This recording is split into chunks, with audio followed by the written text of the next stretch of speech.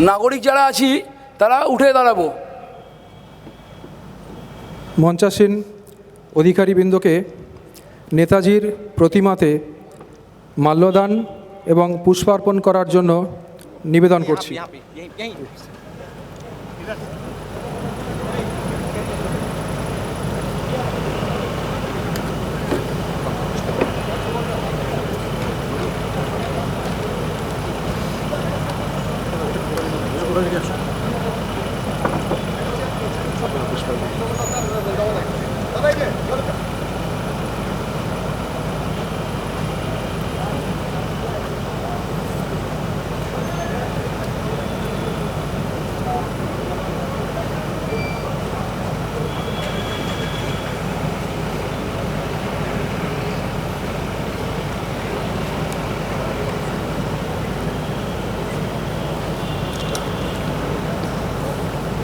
संघ प्रमा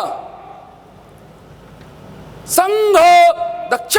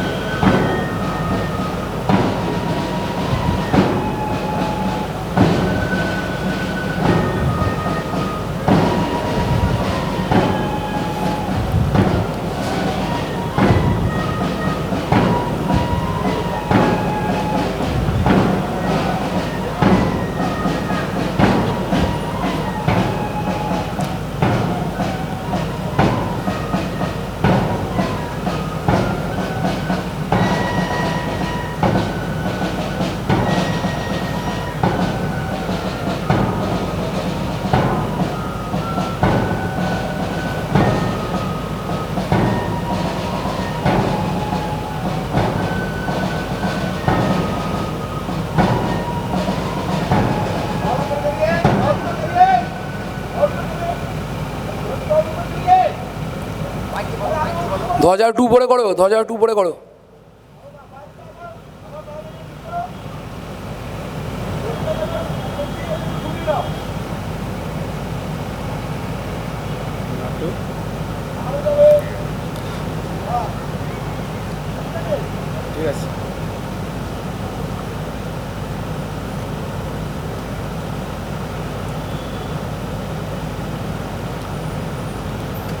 दया प्रणाम। 1 2 3।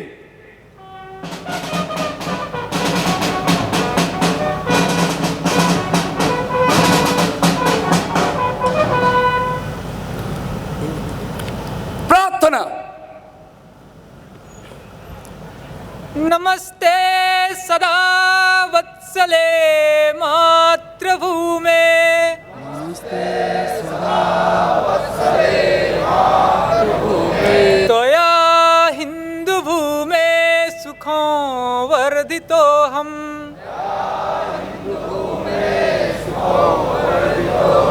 महामंगले पुण्य भूमे त्वदर्थे।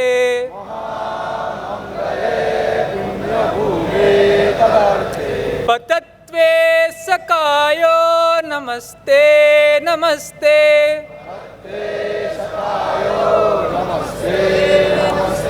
प्रभो शक्तिमन् हिंदू राष्ट्रांग भूता।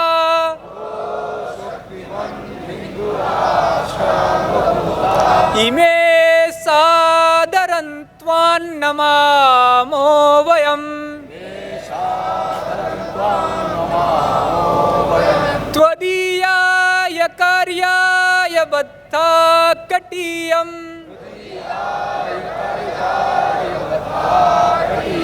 शुभामासि संदेहि तत्पूर्तये।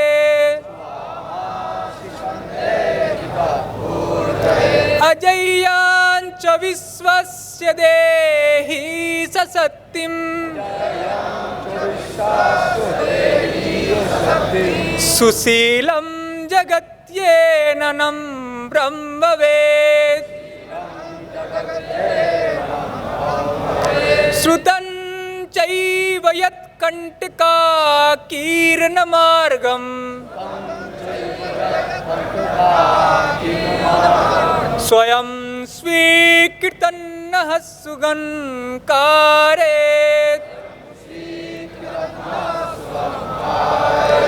समुत्कर्षनिःश्रेयसस्वैकमुग्रम् परं साधनं नाम वीराव्रतम् तदन्तस्फुरत्वक्षया देयनिष्ठा इदन्तप्रजागर्तु तीव्रानिशम् विजत्री च न संगता कार्यशक्तिर्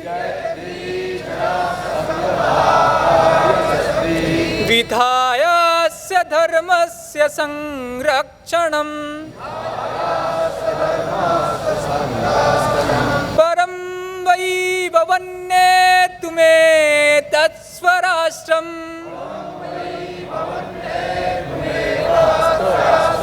समर्था भवत्वा सिसा ते वृषम् भारत माता की जय। दया प्रणाम 1 2 3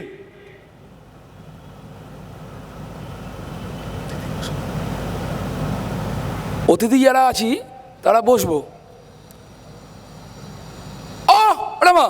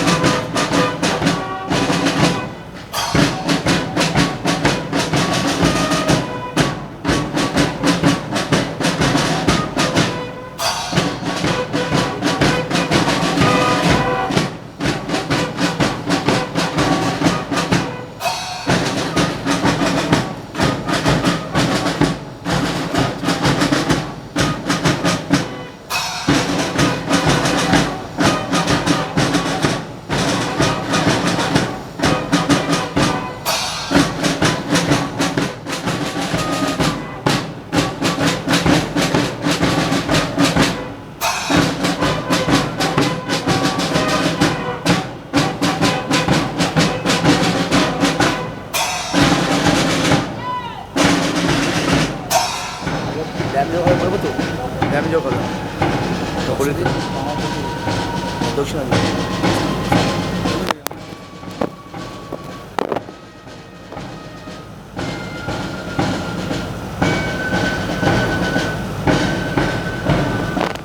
ব্যায়াম যোগ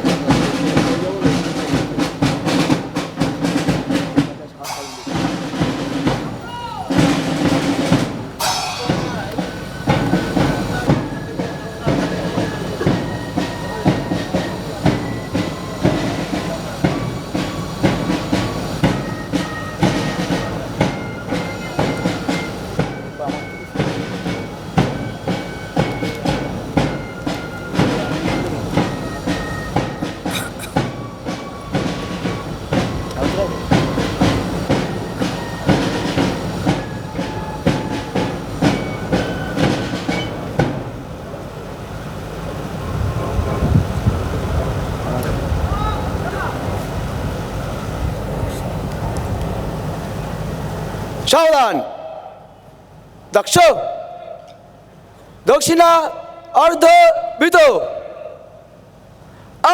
রম ব্যায়াম যোগ হবে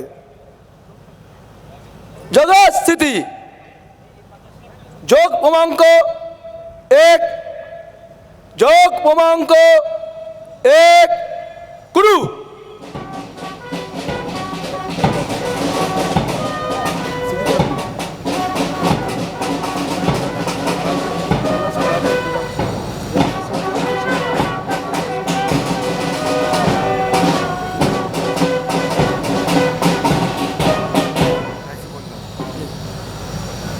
যোগ ক্রমাঙ্ক 2 যোগ ক্রমাঙ্ক 2 গুরু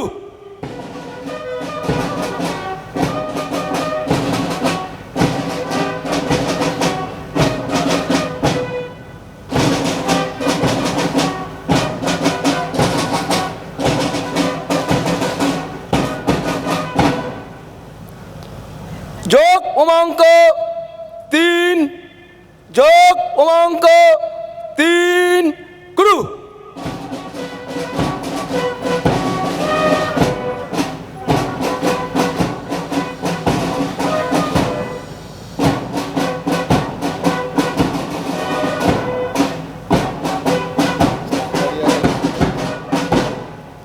যোগ ক্রমাঙ্ক 4 যোগ ক্রমাঙ্ক 4 গুরু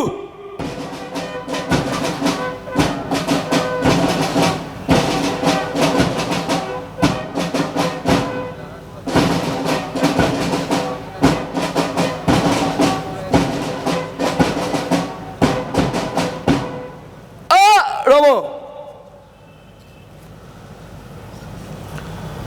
সাবধান সমস্থিতি 1 2 তারাসন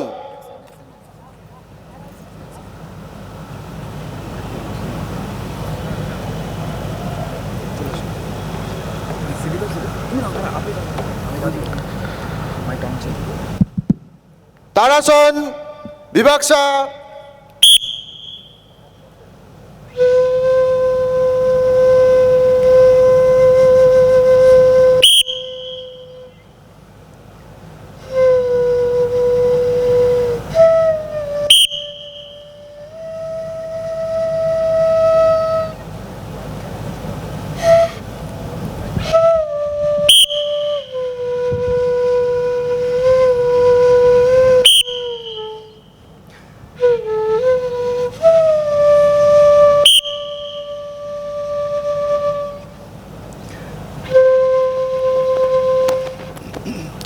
অর্ধকোটি চক্রাসন, অর্ধকোটি চক্রাসন বিভাগসা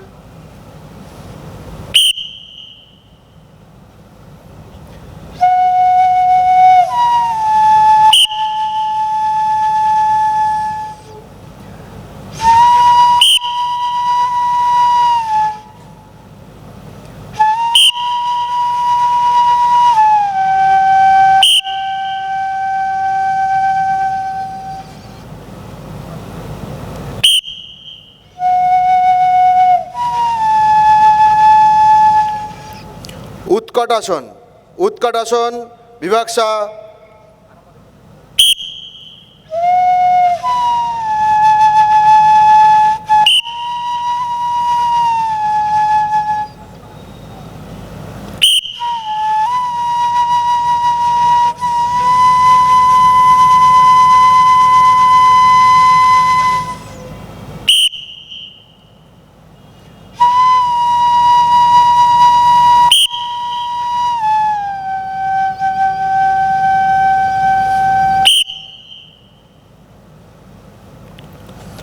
অর্ধচক্রাসন, অর্ধচক্রাসন বিভাগসা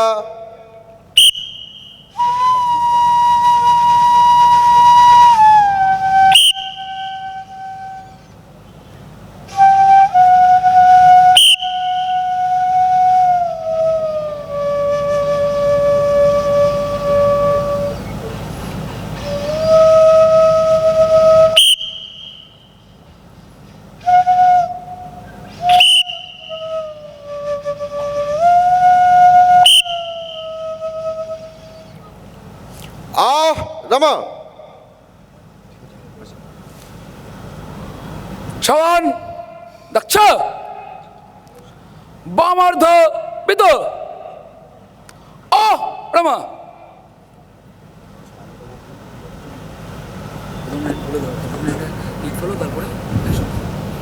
সমবেত গীত লিড ফলো। ভারত আমার ভারতবর্ষ স্বদেশ আমার স্বপ্ন গো,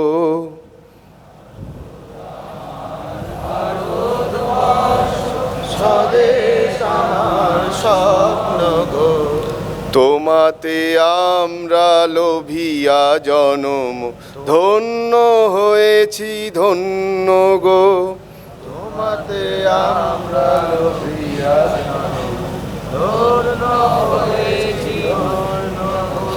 ভারত আমার ভারতবর্ষ স্বদেশ আমার স্বপ্ন গো,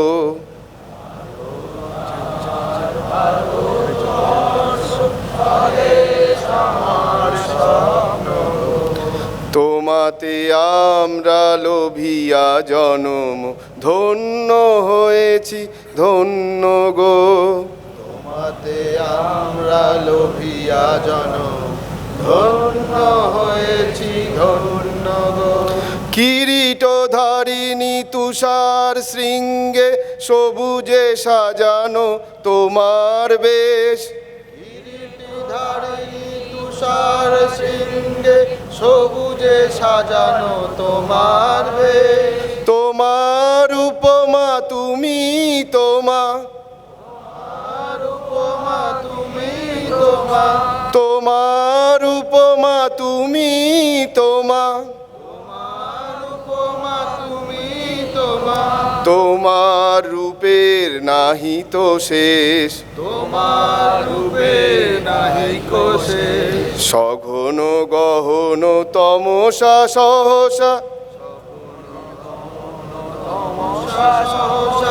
আসে যদি নেমে আকাশে তোর, আসে যদি নেমে আকাশে তোর, হাতে হাত রেখে মিলি একসাথে, হাতে হাত রেখে মিলি একসাথে, আমরা নিব নতুন ভোর, আমরা নিব নতুন ভোর।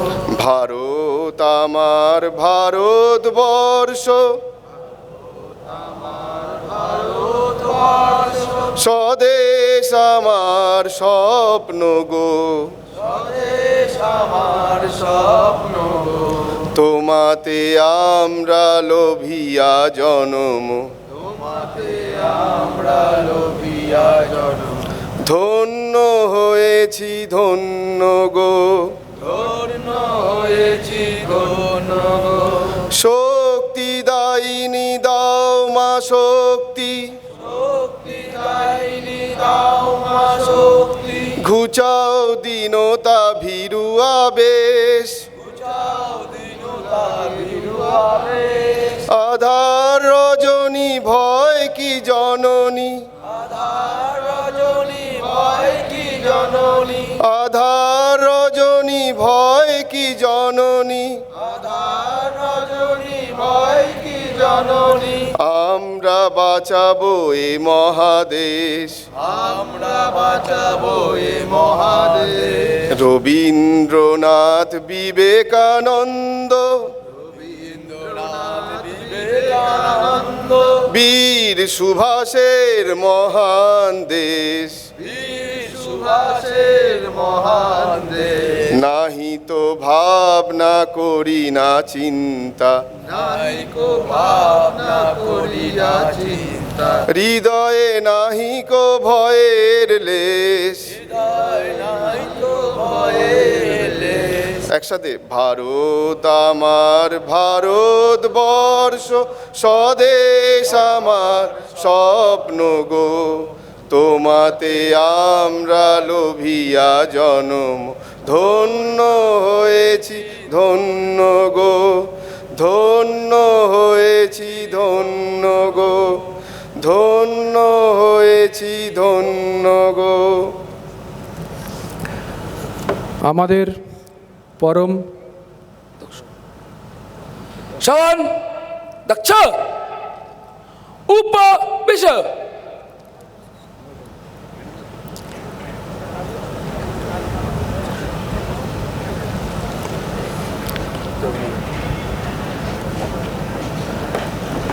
আমাদের পরম সৌভাগ্য আজ 23শে জানুয়ারি 2024 নেতাজির 127তম জন্মজয়ন্তীতে রাষ্ট্রীয় স্বয়ংসেবক সংঘের উত্তর 24 পরগনা বিভাগ কর্তৃক আয়োজিত নেতাজি লৌহ প্রণাম কার্যক্রমে পরম পূজনীয় সরসংঘচালকজি সহ অন্যান্য বরিষ্ঠ কার্যকর্তাদেরকে আমাদের মধ্যে পেয়েছি। এখন মঞ্চাসীন কার্যকর্তাদের পরিচয়।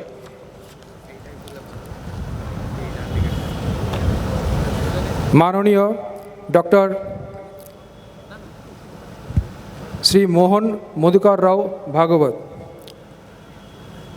আপনার পৈতৃক নিবাস মহারাষ্ট্রের চন্দ্রপুর জেলাতে। পশু চিকিৎসার পাঠ সমাপ্ত করার পরে 1974 সালে সংঘের প্রচারক জীবন শুরু করেন। প্রথমে আকোলা নগর প্রচারক, এরপর নাগপুর প্রান্ত প্রচারক এবং বিদর্ভ প্রান্ত প্রচারক, পরে উত্তর পূর্ব ক্ষেত্র অর্থাৎ বিহার এবং ঝাড়খণ্ড এই দুটি মিলিয়ে উত্তর পূর্ব ক্ষেত্র, সেই উত্তর পূর্ব ক্ষেত্রের ক্ষেত্র প্রচারক ছিলেন। এরপর অখিল ভারতীয় শারীরিক শিক্ষণ প্রমুখ তথা অখিল ভারতীয় প্রচারক প্রমুখের দায়িত্ব পালন করেছেন। এরপর 2000 সাল থেকে 2009 সাল পর্যন্ত মাননীয় সরকার্যবাহ ছিলেন। এরপর 2009 সালের মার্চ মাস থেকে পূজনীয় সরসংঘচালক হিসাবে আমাদের সবার মার্গদর্শন করছেন। আপনার কেন্দ্র নাগপুর। মঞ্চে একদম আমার ডান দিকে ডক্টর শ্রী জয়ন্ত রায়চৌধুরী মহাশয়। দক্ষিণ চব্বিশ পরগনা বিভাগের সোনারপুর নিবাসী, যাদবপুর বিশ্ববিদ্যালয় থেকে হাই এনার্জি নিউক্লিয়ার ফিজিক্সে উনি পিএইচডি করেছেন। প্রাক্তন শিক্ষক, সংঘের বিভিন্ন দায়িত্ব পালন করার পরে 2021 সাল থেকে দক্ষিণবঙ্গ প্রান্তের মাননীয় প্রান্ত সংঘ চালক হিসেবে দায়িত্ব পালন করছেন। ঠিক আমার ডান দিকে মাননীয় শ্রী রাম দত্তজি চক্রধর, ছত্তিশগড় প্রান্তের দুর্গ ভিলাই জেলার মূল নিবাসী। 1974 সালে সংঘের স্বয়ংসেবক হয়েছেন। গণিত বিষয়ে এমএসসিতে স্বর্ণপদক লাভ করেছেন। 1984-তে প্রচারক জীবন শুরু করেন। ছত্তিশগড় প্রান্তের জেলা প্রচারক, বিভাগ প্রচারক ইত্যাদি দায়িত্ব পালনের সাথে সাথে দীর্ঘ 12 বছর প্রান্ত প্রচারকের দায়িত্ব পালন করেছেন। এরপর মধ্যক্ষেত্রের ক্ষেত্র প্রচারক এবং বিহার ক্ষেত্রের ক্ষেত্র প্রচারকের দায়িত্বও পালন করেছেন। গত 3 বছর ধরে মাননীয় সহ সরকার্যবাহের দায়িত্ব পালন করছেন আপনার কেন্দ্র কলকাতা। এরপর ধন্যবাদ জ্ঞাপন করবেন বারাসাত জেলার সহ কার্যবাহ শ্রী শান্তনু সাহা।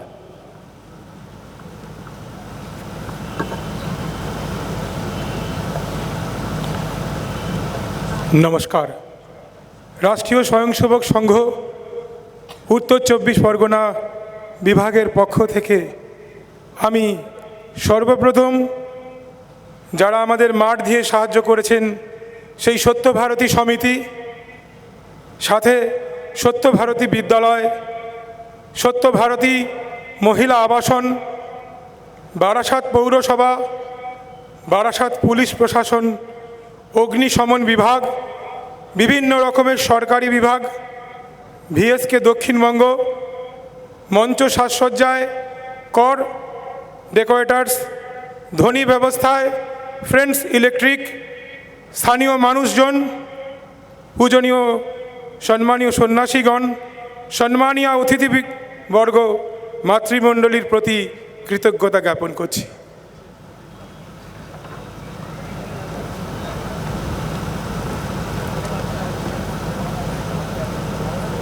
এরপর অমৃত বচন, ঠিক তারপরে একক গীতের পরেই আমরা পূজনীয় সরসংঘ চালকজির বৌদ্ধিক শুনব।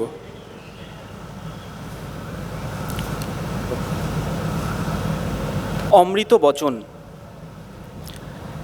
এতদিন পরে নিজের শক্তি আমরা বুঝিয়াছি, নিজের ধর্ম চিনিয়াছি।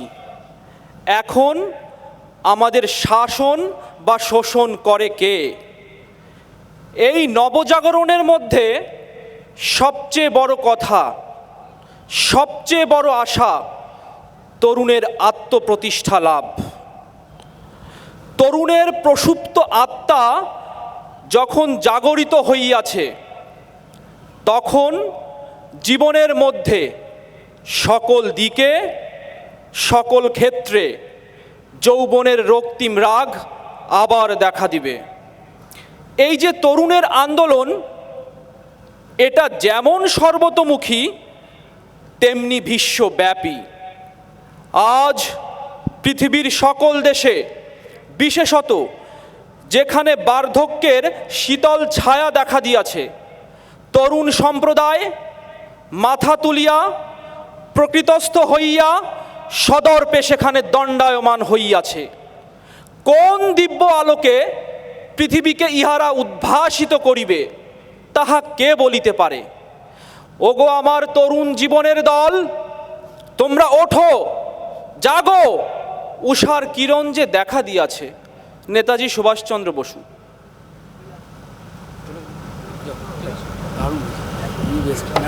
হরি ওম, হরি ওম।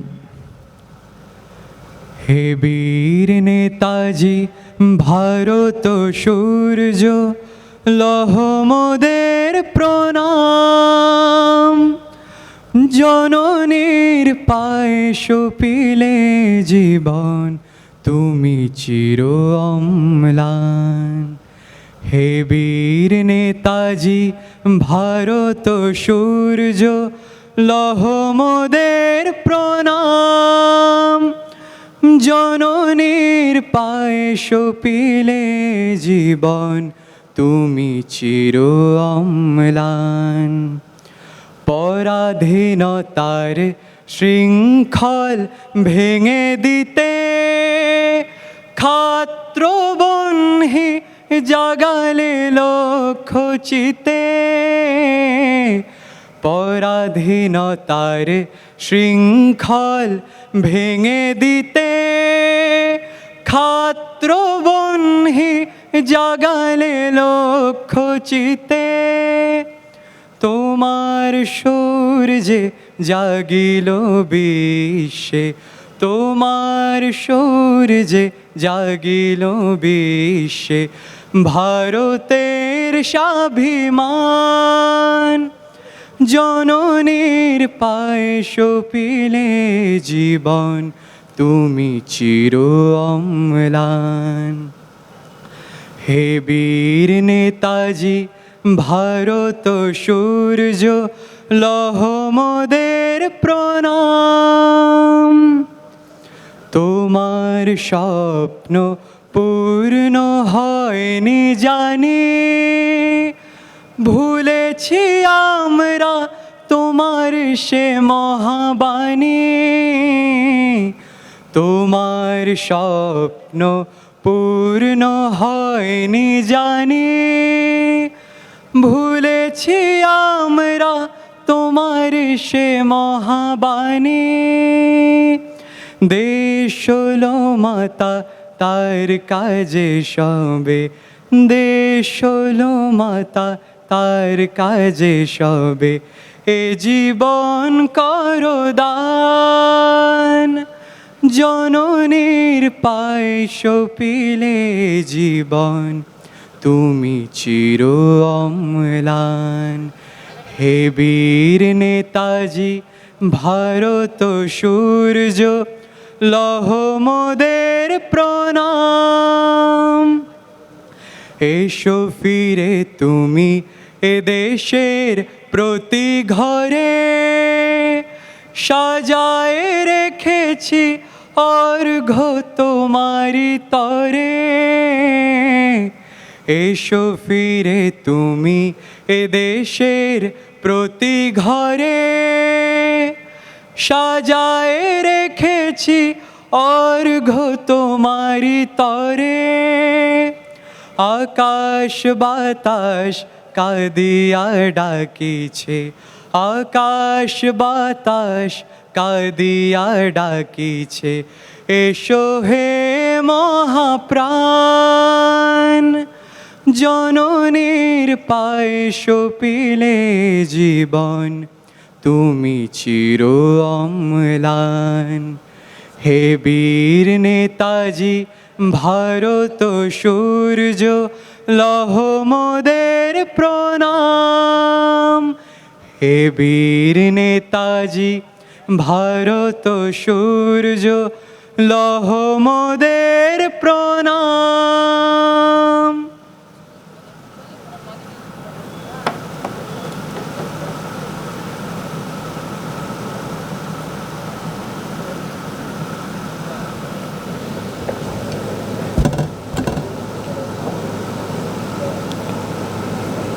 माननीय सहसरकार्यवाह, माननीय प्रांत संघचालक जी, उपस्थित श्रद्धेय संतवृंद, नागरिक सज्जन, मातृमंडली, आत्मीय स्वयंसेवक बंधु, प्रतिवर्ष 23 जनवरी को हम लोग नेताजी का पुण्य स्मरण करते हैं। कृतज्ञता भाव से उनको अपनी श्रद्धांजलि अर्पण करते हैं। ऐसा अनेक महापुरुषों के बारे में हम करते रहते हैं। आज के भारत में नेताजी का विशेष रूप से पुण्य स्मरण होता है, क्योंकि भारत का जो नवोत्थान है, उस नवोत्थान का आधुनिक पर्व, वर्तमान पर्व, वो 1857 के स्वातंत्र्य युद्ध की विफलता के पश्चात शुरू हुआ। लोगों ने अंतर्मुख होकर चिंतन किया, हमारी ही भूमि में हमारे पास सैन्य बल होने के बाद भी मुट्ठी भर परकीय, जिनको हमारे देश की आबो हवा का परिचय नहीं है,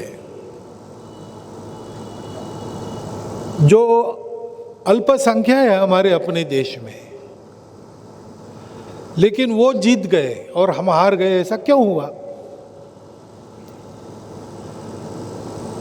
तो उसमें 4 धाराएं चली। कुछ लोगों ने कहा कि हमारे देश में राजकीय जागृति नहीं है, राजनीतिक जागृति नहीं है, वो लाने के लिए और कुछ करना चाहिए। तो एक राजनीतिक आंदोलन स्वतंत्रता के लिए खड़ा हो गया। भारतीय राष्ट्रीय कांग्रेस के रूप में खड़ा हो गया। उसमें सब लोगों ने योगदान दिया। कुछ लोग थे, वो कहते थे कि हमारे समाज में बहुत सारी कमियां हैं, रूढ़िग्रस्त समाज है, भेदभाव से ग्रस्त समाज है, उसको हटाने के लिए काम करना चाहिए। तो राजा राम मोहन राय से लेकर जो परंपरा सुधारकों की शुरू हुई, अभी भी चलती है। तीसरा था स्वामी दयानंद सरस्वती, स्वामी विवेकानंद। इन्होंने पूरे देश का भ्रमण करके इस देश की अंतरात्मा को जानकर एक बात कही कि अपने मूल की ओर वापस चलो और अपने देश के दरिद्र नारायण की सेवा करो। पहले हम अपने लोगों को सक्षम बनावे, बाकी सब अपने पास है। जो अपने पास है उसको स्मरण करने की आवश्यकता है, उसकी ओर लौटने की आवश्यकता है। और चौथी धारा थी, उसने ये कहा कि शस्त्राचार से ही करेंगे। फिर से एक बार हार गए तो क्या हुआ, फिर से पिछली गलतियां सुधार कर ऐसा प्रयास करेंगे तो शस्त्रों के बल पर हम अंग्रेजों को भगा देंगे। अपने देश में कुछ थोड़े लोग ऐसे थे जो इन चारों बातों को आवश्यक और सार्थक मानते थे। 4 दिशाओं से ये 4 प्रयत्न चले, सबका मिलके जो फल मिलेगा वो सबसे अच्छा होगा, उससे स्वतंत्रता आएगी, उसके अपने राष्ट्र का उत्थान होगा, उससे अपने समाज के दोष दूर होंगे। और इसलिए सभी में उनका योगदान था। जिस परिस्थिति में जो आवश्यक वो पहले करना, ऐसी व्यावहारिक नीति लेकर वो चले।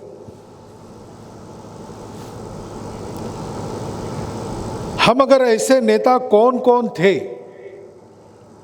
ऐसा देखेंगे तो बहुत थोड़े नाम उस समय के हमारे सामने आते हैं। लोकमान्य तिलक थे, महात्मा गांधी जी थे, बाबू सुभाष चंद्र बोस थे, डॉक्टर बाबा साहब आम्बेडकर थे और संघ के संस्थापक डॉक्टर हेडगेवार थे। लोकमान्य तिलक जी को तो इन सब में सीनियर थे, वो पहले चले गए, लेकिन बाकी चारों लोग समकालीन थे और उनके करने से भारत का भावी भविष्य बना है। आधुनिक भारत के शिल्पकारों में सुभाष बाबू का नाम है और इसलिए उनके जीवन चरित्र का, उनकी गुणवत्ता का परिचय हम सबको होना चाहिए। हमारे मन की जो कृतज्ञता है वो स्वाभाविक है। त्याग बलिदान से जिनके यह स्वतंत्रता हमको प्राप्त हुई और आज भारत विश्व पटल पर एक महान देश बनने जा रहा है, उसके मूल में इन लोगों के त्याग बलिदान है। और इसलिए कृतज्ञता पूर्वक सुभाष बाबू को हम याद करते हैं। लेकिन हमने ये भी गीत में सुना कि हे वीर नेताजी, आपका सपना तो अभी अधूरा है, हम जानते हैं। क्या वास्तव में हम जानते हैं किन सपनों को आंखों में रखकर देशभक्तों ने देश के लिए सर्वस्व समर्पण किया? क्या हमने कभी विचार किया है कि स्वतंत्रता प्राप्त होने के पश्चात फिर से हम सो गए, अपने स्वार्थ में निमग्न होकर मैं और मेरा परिवार, इसके आगे कुछ देखते नहीं। अहंकार, स्वार्थ और भेद की बेड़ियां जैसे पहले थी वैसे ही रख कर अगर हम एक कर्मकांड के नाते ये स्मरण करते तो उसका उपयोग नहीं है। और इसलिए हम लोगों को आवश्यक है कि आज के दिन नेताजी का हमारी पीढ़ियों पर जो उपकार है उसका हम कृतज्ञतापूर्वक स्मरण करें, उनको श्रद्धांजलि दें। नेताजी ने अपने जीवन में देश के लिए जो जो किया उसके गौरव का हम वर्णन करें और उसके लिए नेताजी की जो तपस्या थी, उस तपस्या के आधार पर जिस गुणवत्ता का उन्होंने परिचय दिया, उस तपस्या का और उस गुणवत्ता का हम अनुसरण करें। इस दृष्टि से जब नेताजी का चरित्र हम देखते हैं तो हमारे ध्यान में पहली बात आती है उत्कट देशभक्ति।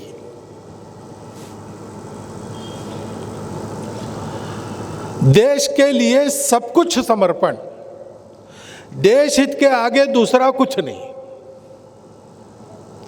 मेरा अहंकार नहीं, मेरा हित नहीं, उसकी बलि देकर भी देश को बड़ा बनाने के लिए हम आगे बढ़ेंगे। आगे बढ़ते बढ़ते मैं नष्ट हो गया तो चलेगा, लेकिन जब तक लक्ष्य नहीं प्राप्त होता, जब तक देश का भाग्य हम बदल नहीं देते, तब तक सब कुछ सहन करके तन में शक्ति है, हृदय में प्राण है, तब तक नित्य आगे बढ़ना। इस प्रकार का एक व्रताचरण उनके जीवन में हमको दिखता है। संपत्ति, पैसे के मामले देखे, भौतिक सुख के मामले में देखे तो उनके सामने एक बहुत बड़ा करियर था आईसीएस होने के बाद, लेकिन उस करियर को उन्होंने ठुकरा दिया।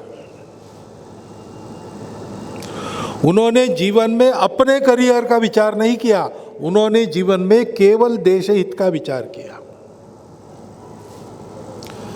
इस जीवन में अपने सुख का विचार नहीं करना, वो काम अगले जन्म के लिए छोड़ दिया। इस जन्म में देश का सुख यही मेरा सुख, देश की उन्नति वही मेरी उन्नति, और इसलिए अपनी सारी शक्तियां, सारे गुण देश के लिए देना, ये उनके जीवन का आधार स्वर रहा है। इस एक थीम को लेकर उनका जीवन चला है। अपने हित की परवाह नहीं की। त्रिपुरी कांग्रेस के समय वो विधिवत निर्वाचित अध्यक्ष थे। गांधी जी का विरोध था, क्यों था वगैरह मुझे मालूम नहीं, था हम सब जानते हैं। जब मतों की परीक्षा हुई तो बहुत बड़ा बहुमत लेकर सुभाष बाबू अध्यक्ष हुए तो गांधी जी ने कहा कि मैं कांग्रेस छोड़ दूंगा, मैं इस्तीफा दे दूंगा। गांधी जी ने अपने अनुयायियों को कहा कि उस कार्यकारिणी में आप रहो मत, बाहर आ जाओ। कांग्रेस टूटने का प्रसंग उत्पन्न हो गया। सुभाष बाबू के विचार थोड़े अलग थे, गांधी जी के थोड़े अलग थे। झगड़ा कर सकते थे, उनके पास बहुमत था, लोकप्रियता थी। किसी मामले में वो गांधी जी के सामने उस समय खड़े होने की शक्ति में कम नहीं थे, परंतु उन्होंने यही विचार किया होगा कि ये भी एक काम चल रहा है, देश के हित में ही चल रहा है। हमारे मतभेद तो व्यक्तिगत स्तर पर है, लेकिन भारत की स्वतंत्रता की दिशा में सारे समाज को ले जाने का जो प्रयास चल रहा है उसमें ये भी एक धारा है, मेरे कारण उसमें प्रतिरोध नहीं आना चाहिए। और इसलिए बड़ा मन दिखाकर उन्होंने इस्तीफा दे दिया, राजीनामा दे दिया, वो अलग हो गए।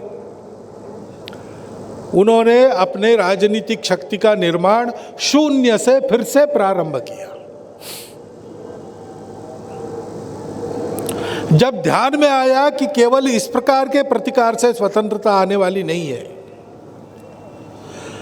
अंग्रेज के सामर्थ्य को दुर्बल बनाना होगा, और अवसर अच्छा है, द्वितीय महायुद्ध शुरू हुआ है, एक प्रबल आह्वान ब्रिटिशों की सत्ता के सामने खड़ा हुआ है, और इसलिए अभी कुछ शस्त्र की ओर मुड़ना चाहिए। तो उन्होंने इस मत के जो कार्यकर्ता भारत में थे, जो नेता थे, उनके साथ परामर्श करके एक व्यापक योजना के लिए अभूतपूर्व साहस किया। वो देश से निकल गए, अंग्रेजों को ध्यान में ही नहीं आया, हाउस अरेस्ट में थे, अपने घर में थे, चारों ओर पहरा था, लेकिन कैसे चले गए। छत्रपति शिवाजी महाराज के जीवन में आगरा से वो चले गए औरंगजेब की कैद के बाहर, औरंगजेब को पता ही नहीं चला, वैसा ही ये प्रसंग है। उसी प्रसंगावधान, उसी चतुरता का और उसी साहस का परिचय देते हुए वो चले गए, देश के बाहर गए, जर्मनी में गए। जो युद्धबंदी बने भारतीय सैनिक थे उनको संगठित करना उन्होंने प्रारंभ किया।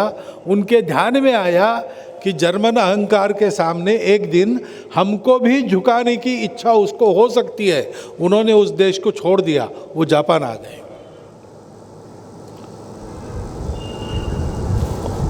और रास बिहारी बसु से मिलकर उन्होंने भारत के बाहर भारत की पहली स्वतंत्र सरकार स्थापन की, आज़ाद हिंद सरकार। उसकी सेना का निर्माण किया और सेना को लेकर चढ़ के आए, भारत के दरवाजे पर दस्तक देने लगे। भारत की सीमा के अंदर प्रवेश कर गए। आज भी प्रतिवर्ष वहां 23 जनवरी को जहां तक वो पहुंचे थे वहां उनका स्मरण किया जाता है। भारतीय सेना के अधिकारी वहां जाते हैं। देश में जन जागृति हुई थी, सामान्य आदमी इस रास्ते पर आया था। ब्रिटिश सरकार सोच रही थी कि अपने बल से उसको नवाएंगे, जलियनवाला बाग जैसा कत्लेआम फिर करेंगे। परंतु जब उन्होंने देखा कि हमारी सेना में जो भारतीय है वो हमारा ट्रेनिंग लेके स्वतंत्रता के लिए खड़े हो गए, अब हमारी सेना हमारे हाथ में नहीं रही, तो दोनों तरफ से उनका बल समाप्त हो गया। उन्होंने देश को छोड़ने का निर्णय उनको लेना पड़ा।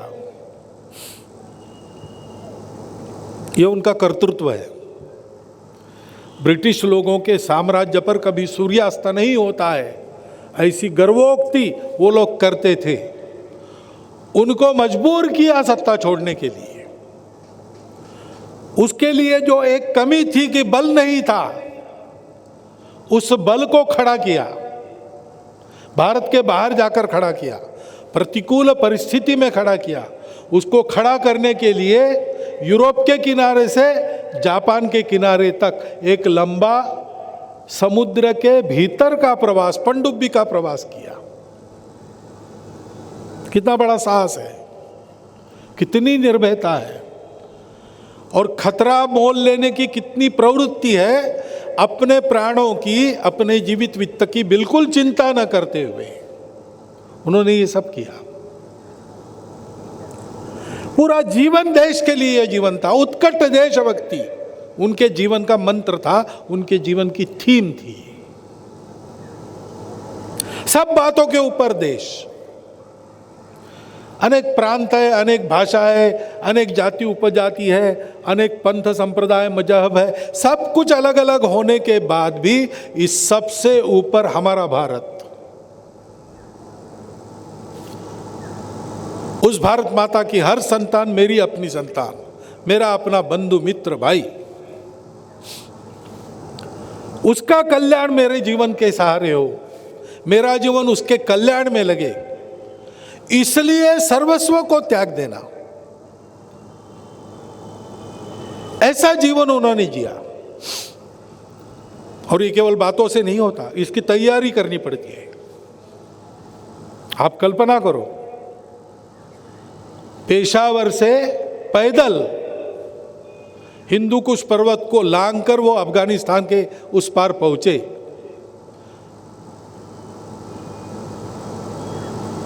कितना खतरा, कितना कितना कष्ट किया होगा उन दिनों में, ऐसे जाना, कहाँ रहे होंगे, क्या खाया होगा। आजाद हिंद फौज का पूरा वृत्तांत जो सुनते हैं, वो अफसर के नाते कभी अलग नहीं रहे, सेना के साथ ही चले।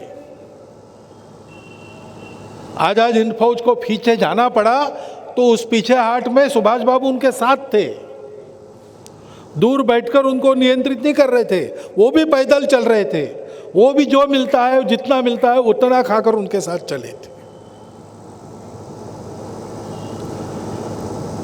देशभक्ति आसान काम नहीं है, लोहे के चने चबाने पड़ते हैं, शरीर मन बुद्धि को उसके लिए तैयार करना पड़ता है। उसको ऐसे तैयार करने की साधना उन्होंने की थी। दूसरी बात ध्यान में रखने की कि अपने देश के बारे में उनकी एक स्पष्ट दृष्टि थी, उसके आधार पर निश्चित लक्ष्य था।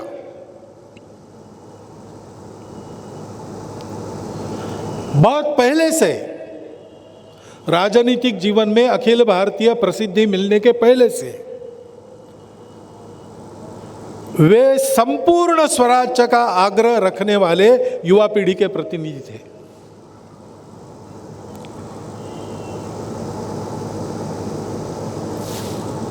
यहां कलकत्ता में कांग्रेस हुई, शायद 1924 है,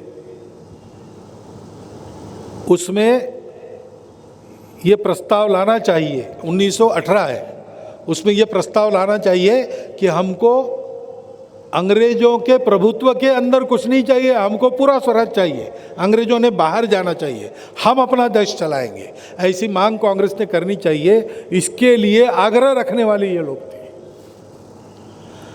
तब उन्होंने ये तय किया कि देखेंगे, एक साल देखेंगे, बाद में सोचेंगे, ऐसा सोचा।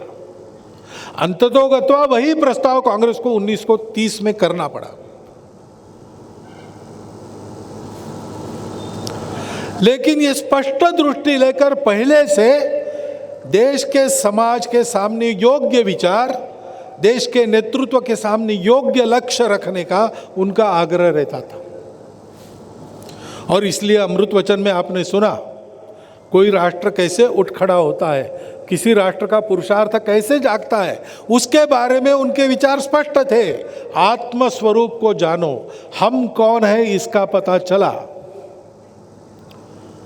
तो फिर हमको जो बनना है वो हम बन सकते हैं। स्वामी विवेकानंद के विचार का बड़ा प्रभाव था और इसलिए एक समता मुक्त, समता युक्त, शोषण मुक्त समाज, एक ऐसा विश्व जिसमें किसी प्रकार का भेद कलह न हो, ऐसा खड़ा करने का एक भव्य स्वप्न लेकर वो चले। वो जानते थे कि इन सपनों का मूल कहाँ है। हम भारत के हैं, हम हिंदू हैं, हमारा विचार धर्म विचार है। धर्म भेद नहीं करता, धर्म सबको अपना मानता है। सबको अपना मानकर सबके अपने अपने स्वभाव के अनुसार सबके कर्तव्यों को निर्धारित करता है। अपना व्यक्तिगत जीवन, कौटुंबिक जीवन, समूह का जीवन, राष्ट्र का जीवन और सृष्टि, इन सब में एक सुंदर समन्वित जीवन का प्रकार देता है। उसके लिए आवश्यक संयम का पुरस्कार करता है। ऐसा धर्म विचार मनुष्य को सीखे बनाएगा। अध्यात्म आधारित मानव उन्नति की सब क्षेत्रों में, भौतिक उन्नति भी अध्यात्म आधारित, ये उनके चिंतन का स्वर था। स्पष्ट कल्पना लेकर वो चले थे और जैसा उन्होंने कहा वैसा जीवन उन्होंने जिया। ये केवल भाषणों की बात नहीं, ये बात वो जीते थे, स्वयं के जीवन का उदाहरण रखते थे। और इसलिए तुम मुझे खून दो, मैं तुम्हें आज़ादी दूंगा, एक 6-7 शब्दों का सामान्य वाक्य उच्चारण करने के बाद हजारों तरुण उनको मिले खून देने के लिए, प्राण देने के लिए तैयार। ये केवल शब्द नहीं थे, ये शब्द तो कोई भी उच्चारण कर सकता है, हर भाषा में ये शब्द मिलते हैं, लेकिन शब्दों के उच्चारण करने वाले का जीवन, उसके जीवन की तपस्या उसके पीछे से बोलती है। ऐसा जीवन उन्होंने जिया। हम जानते हैं अगर उनका स्वप्न अधूरा है तो उसको पूरा करने का दायित्व किसका है? केवल उनके प्रति कृतज्ञता दर्शाने से वो प्रसन्न होंगे क्या? जिस सपने को साकार करने के लिए सर्वस्व का होम उन्होंने किया, उस सपनों को साकार करने के लिए आज की पीढ़ी तैयार होकर काम कर रही है। ये देखेंगे तो उनको समाधान होगा। वो स्वप्न उन्होंने जो लिया था वो अधूरा छोड़ने के लिए नहीं लिया था। वो जानते थे कि एक पीढ़ी का ये काम नहीं है, निरंतर करना पड़ेगा। मेरा जीवन शायद इसके लिए पूरा नहीं पड़ेगा, परंतु कोई बात नहीं, मैं ऐसी प्रेरणा देकर जाऊंगा कि पीढ़ी दर पीढ़ी ये काम चलेगा। और कभी तीव्र प्रचंड वेग से, कभी क्षीण वेग से, लेकिन वो प्रेरणा अपना काम कर रही है, ये प्रवाह चल रहा है। आत्मदर्शन संपन्न, चारित्र्य संपन्न पीढ़ी देश के लिए जीने मरने को खड़ी होनी चाहिए। संघ क्यों करता है? संघ उनका स्मरण क्यों करता है? प्रतिवर्ष यहां नेताजी प्रणाम क्यों करते हैं? उनके प्रति कृतज्ञता तो है ही, लेकिन उनके जीवन के स्मरण की प्रेरणा हमारे जीवन में परिवर्तन लाए, इसलिए करते। और केवल इतना मन में विचार करते नहीं, उसके लिए रोज परिश्रम करते हैं। अपने देश के जीवन को मोड़ देने का परिश्रम करने लायक अपना शरीर मन बुद्धि बने, ऐसा हमको चलना पड़ेगा। उसके लिए रोज शाखा में कार्यक्रम करते हैं। उन कार्यक्रमों को उत्कृष्ट करेंगे, सांघिक करेंगे, बिना किसी गलती के करेंगे, आनंद से उत्साह से करेंगे, तो अपना तन मन उसी शक्ति से भर जाएगा। क्योंकि ये परिश्रम हम इसलिए नहीं कर रहे कि मैं पहलवान बनूं, मैं कोई फिजिकली बड़ा ट्रेंड आदमी बनूं। ये हम इसलिए करते हैं कि हमको देश का काम करना है। हम शाखा में इसलिए आते हैं कि हमको अपने समाज को बड़ा बनाना है। अपने स्वार्थ का विचार न करते हुए अपने समाज, राष्ट्र, देश, धर्म, संस्कृति के हित में हम ये सारा परिश्रम करते हैं। कितना अचूक करते हैं, कितना सतत करते हैं, कितना लग कर करते हैं, इस पर अपनी शक्ति निर्भर है, कितनी शक्ति तैयार होती है। और ऐसी शक्ति जब तैयार होती है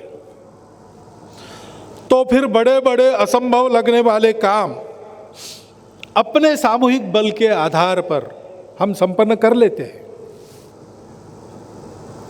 हम लोगों का 100 साल का अनुभव होने जा रहा है, अभी 98 साल का अपने पास है।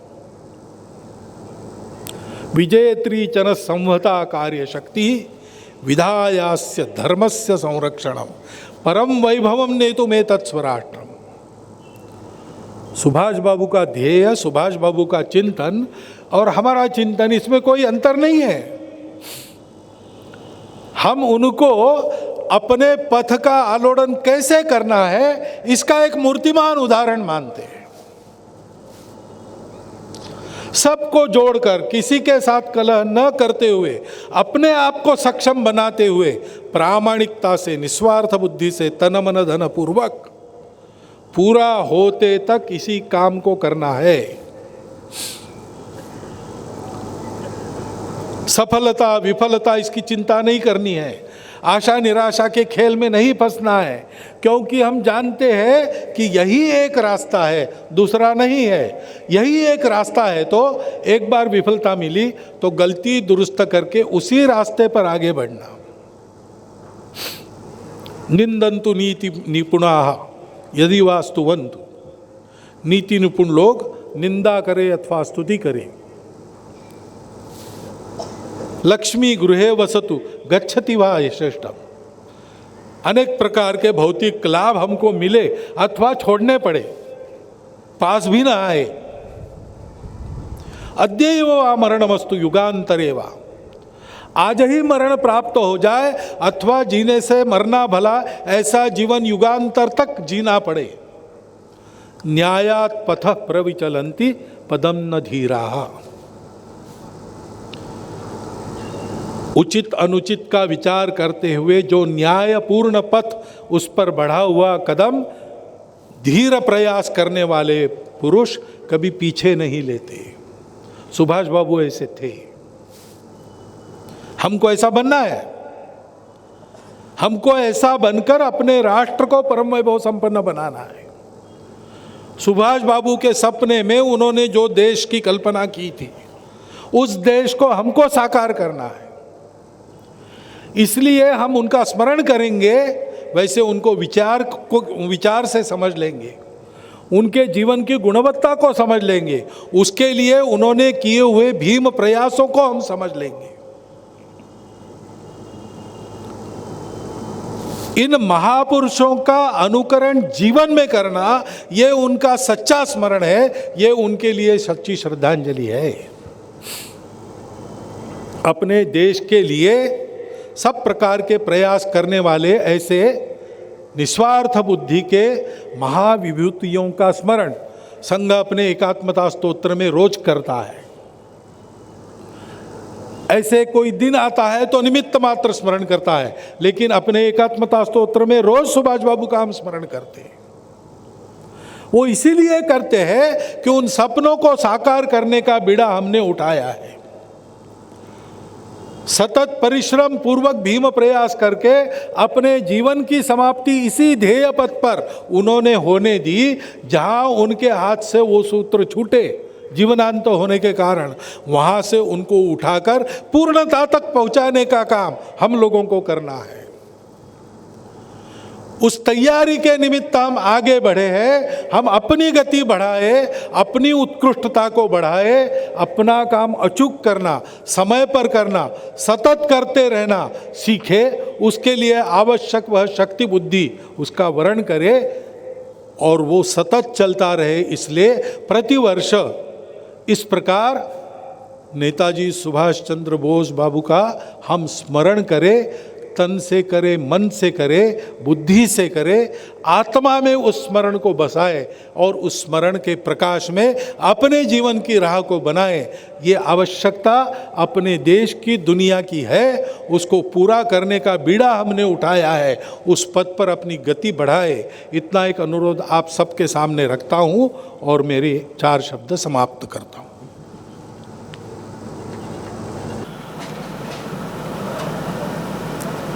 संघ दक्ष